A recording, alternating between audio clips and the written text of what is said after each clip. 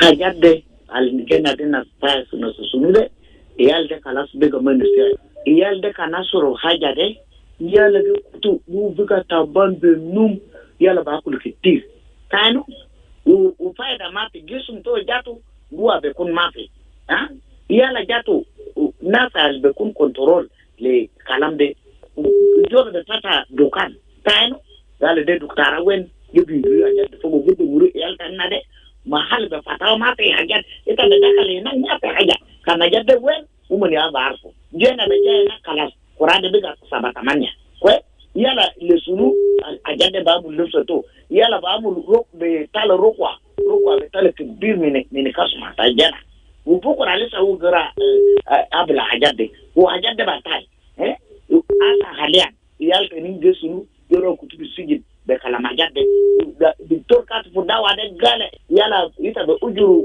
benis al be control bodi dawa de jaman gowodi da de be sala be jata ro ma babla sikila hajade yala de de mirta sunal gidde guruma ma yalde ki junubi ni gede kede ko dina felinde dakalu baba sokura.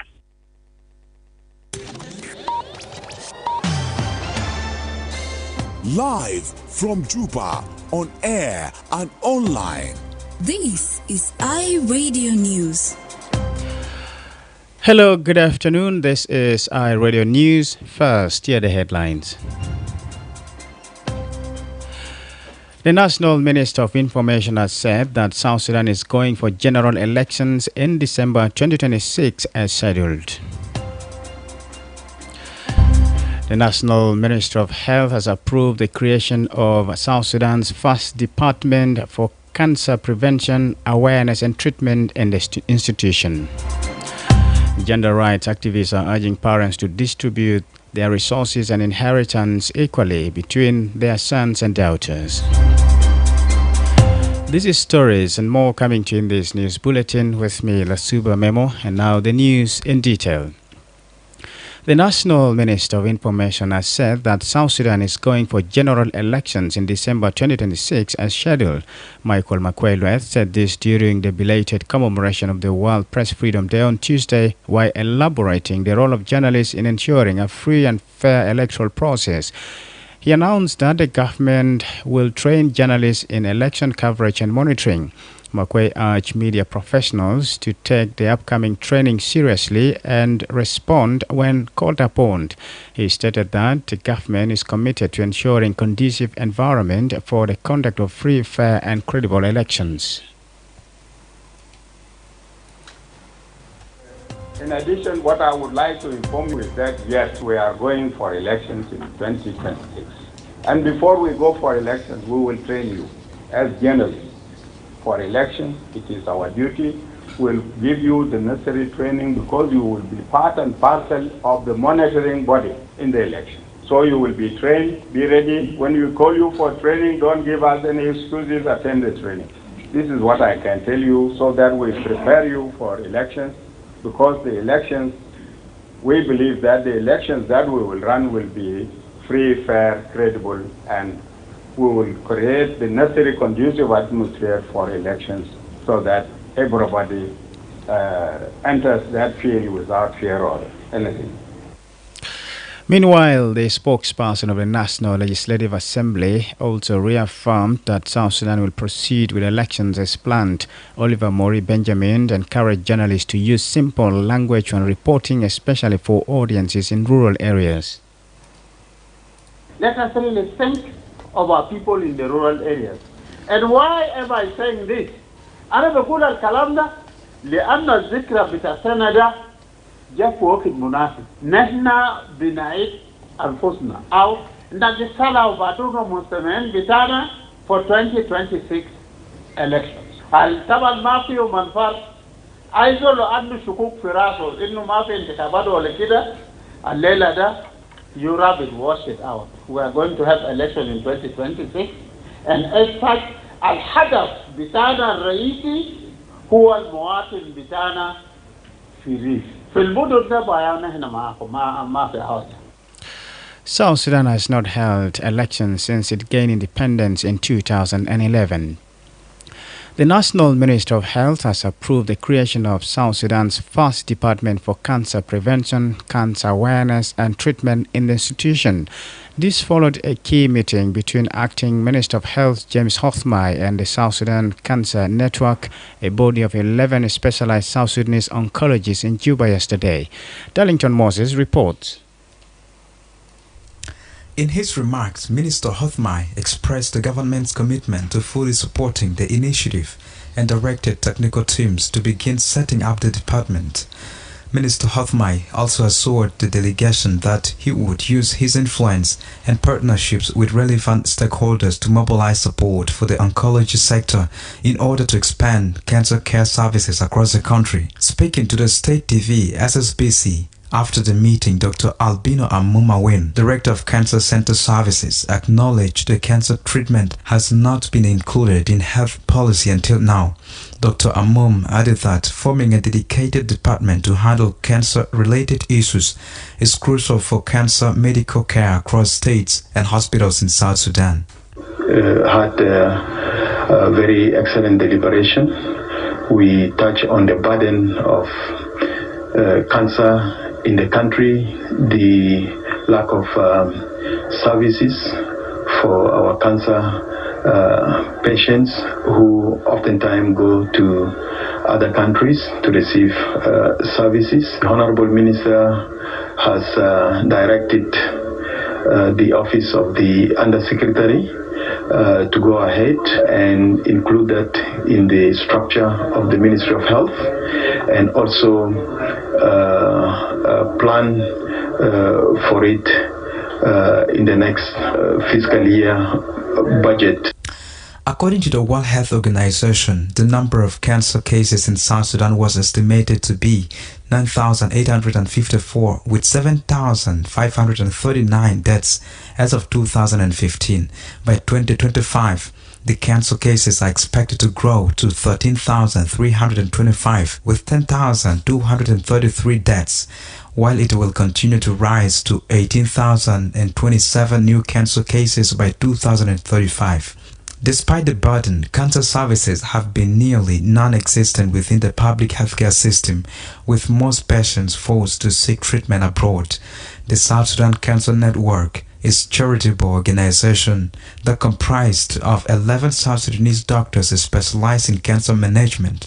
South Sudan Cancer Network aims to reduce the impact of cancer in the country, working with communities, government and non-governmental organizations and international partners to align efforts with global standards and improve care and outcomes for cancer patients.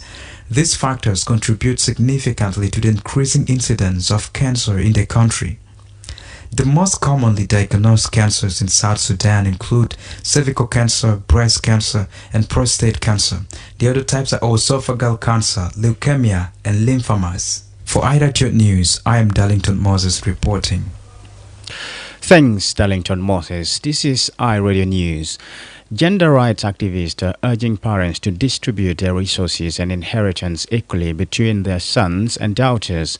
Article 15 of the Constitution mandates that the state shall ensure women are protected from injustice, promote gender equality, and encourage the role of women in both family and public life, particularly where personal, religious, and customary laws apply.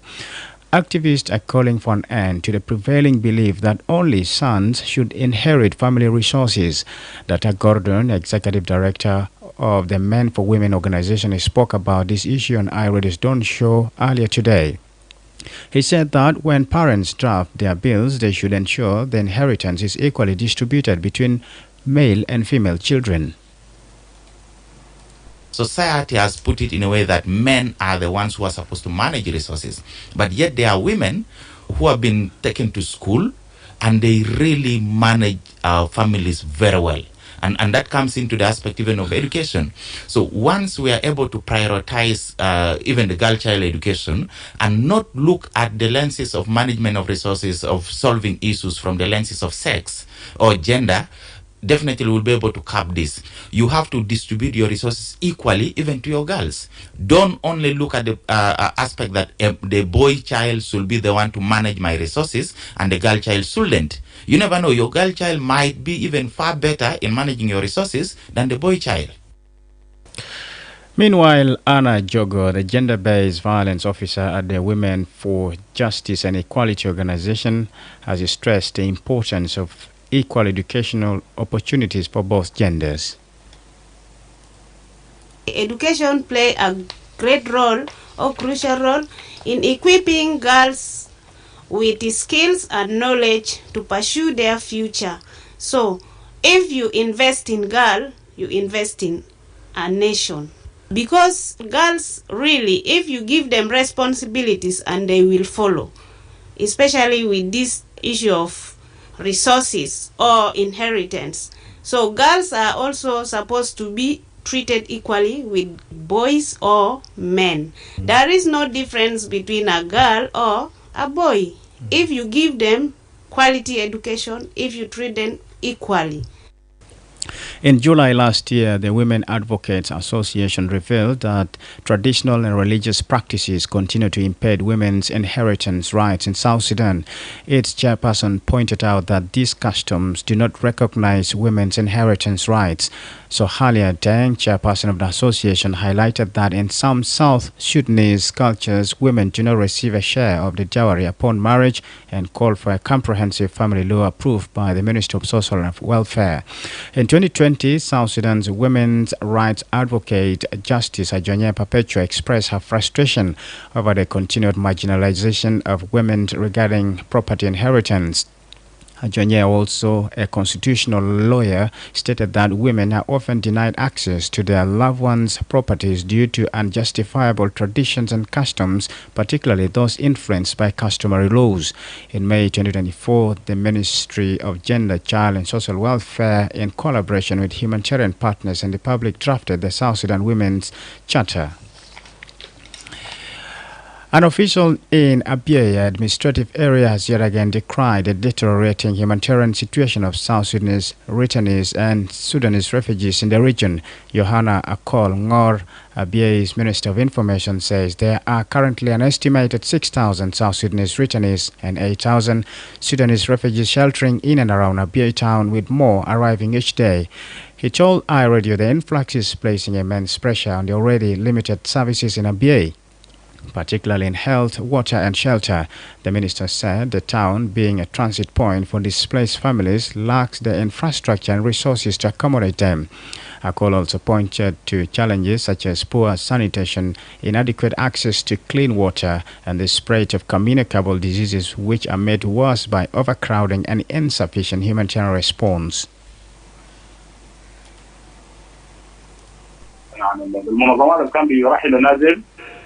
العمل وقف والمواطنين عالغين وقاعدين هنا. يعني هسه ده مشكل لنا ضغط كبير في الوضع الصحي وفي الخدمات الأساسية. يعني في أثر سلبي هتنعكس سلبا للمنطقة. يعني في ضغط في الخدمات الصحية، في ضغط في الخدمات الأساسية بتمثل في السوق، وده نتيجة لأنه كنا بنناشد وزارة الصحة إنه برضه يقوم بدورة وواجبة تجاه اللاجئين على الأقل، إنه برضه منطقة أبيي إنه برضه الخدمات نحن موجودين لشهر فترة بتاع الخريف. According to him, the only referral hospital in the area is operating under extreme strain with limited medical supplies and a shortage of staff. المستشفى هسه في ضغط كبير لمستشفى أمام البيت الموجودة، وعندنا المستشفى الحكومي يعني بيبقى في ضغط عليه.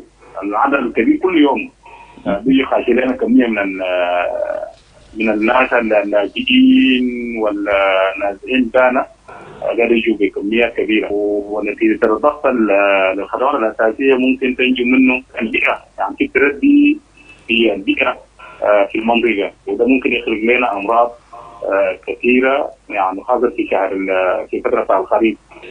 وممكن برضو العلاج زي ما انتم عارفين المنطقة دي هي إدارية صغيرة، لكن الحجم الهائل للكثافة السكانية اللي قاعد تكون من نوعين اللاجئين والنازحين هي برضو يعني ممكن تخلق مشكلة في الأدوية ده واحد.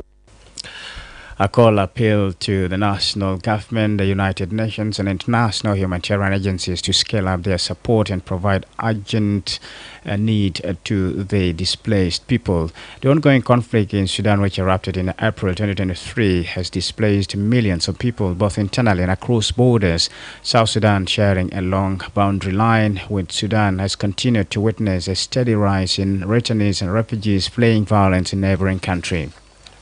Before the international news, the United Nations Development Programme has said its Cash for Work initiative in Malakal, Upper Nile State, supported by Japan, has created job opportunities and improved the livelihoods of over 2,000 individuals. This initiative is part of the Stabilization Conflict-Affected Communities for a Dignified and Sustainable Return of Displaced Populations project. The 5-year program, launched in October 2024, aligned with Chapter 3 of the 2018 Peace Agreement, focuses on humanitarian assistance and reconstruction. It brings together all sectors of society, including key government ministries, humanitarian and development partners, civil society organizations, the private sector, and the local communities to ensure the success of the plan. To support this effort, UNDP established a center at the Relief and Rehabilitation Commission's offices in Juba aimed at enhancing disaster preparedness, resilience building, and response management. In a post on its Facebook page today, UNDP mentioned 8 key rehabilitated projects in Malakal which have now been completed. These include Malakal Market Stalls and Drainage, Malakal Fish Market, Shasha Slaughterhouse, Malakal Vocational Training Center, Women's Multipurpose Center, Union Center, and Ajubo Women's Store. According to UNDP, these projects are positively impacting vulnerable groups in Malakal. The Cash for Work program and the rehabilitation of economic infrastructure provided job opportunities and improved the livelihoods of over 2,000 individuals from more than 200 households. This progress has been made possible through the strong partnership between UNDP and the government of Japan. This is iRadio News. And now to the international scene, here is Madrama James.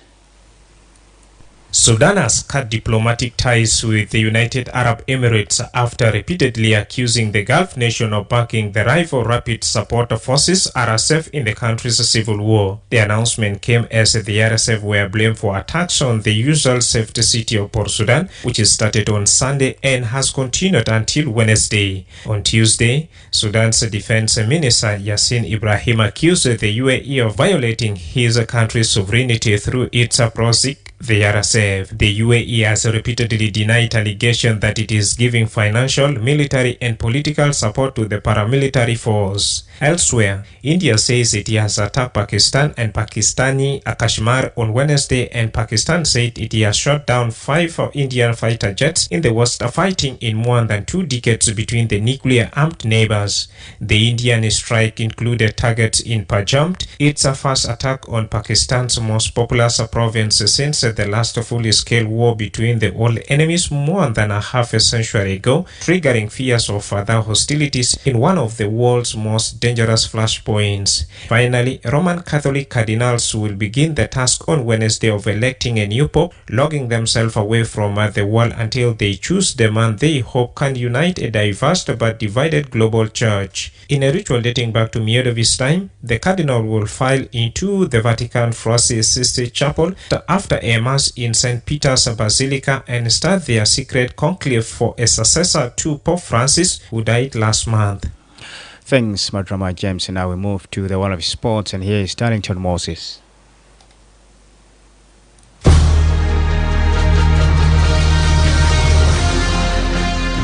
Hello and welcome for Sport News Today. I'm Darlington Moses. This is iRadio Sport News.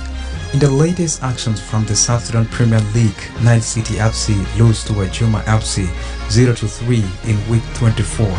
Alok Lualadar put Ajuma on lead at just 15 minutes before he scored the second at 27 minutes, while Mackworth Wall scored the third at 65. The defeat was a major blow for the struggle Nile City, who now fall to bottom of the table with only 4 points. In another fixture, today Salam faces Bantu City at 1 p.m. while Al Hilal will play Qatar at 3:30 p.m. Inter Milan produced a dramatic late turnaround to beat Barcelona 7-6 on aggregate in a thrilling all-time classics of a Champions League semi-final. With just 2 minutes of added time left, Inter trailed 3-2 on the night and were heading out when centre-back Francisco Achabi smashed a cross into the roof of the net to level the tie. The 37-year-old charging around with his shirt off in wild celebrations. And there were more ecstatic scenes when substitute Davide Frastesi won it for the Italian champions, calling a beautiful left-footed sword into the bottom corner in the first period of extra time, before climbing up a security fence to celebrate in front of Inter's fan. It means a second Champions League final in 3 seasons for 3-time European champions Inter, after 2 legs of incredible drama which saw 13 goals and a tie turned on its head on several occasions. And for today's fixture, Declan Rice says Arsenal need big balls and magic moments if they are to overturn the semi-final deficit against Paris Saint-Germain and reach the Champions League final. Mikel Arteta's side face the French champions in Paris on Wednesday, 20:00 BST, after losing the first leg 1-0 courtesy of Ousmane Dembele's early strike at Emirates Stadium last week. Thanks, and back to you in the studio.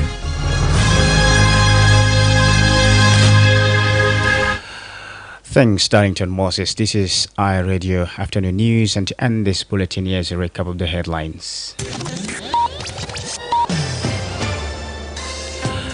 The National Minister of Information has said that South Sudan is going for general elections in December 2026 as scheduled.